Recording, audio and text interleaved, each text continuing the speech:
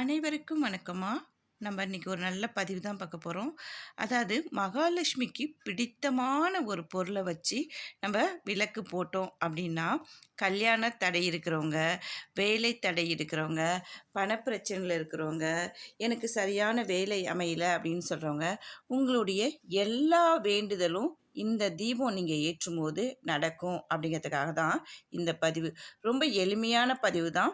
அதாவது ரொம்ப எல்லார் வீட்லேயும் இது கிடைக்கிறது தான். இது மருதாணி இலை தாங்க. மருதாணி இலையில வச்சு நம்ம தீபம் ஏற்றணும் அப்படின்னு சொன்னோம்னா, நம்ம வீட்டில் எந்த பிரச்சனை இருந்தாலும் அது உடனே சரியாகும் அப்படிங்கிறதுக்காக தான்.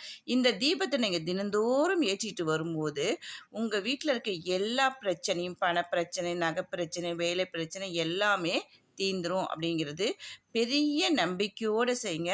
அது எல்லோருக்கும் நல்ல பலனை கொடுக்கும் அப்படிங்கிறதுக்காக தான் இந்த பதிவு.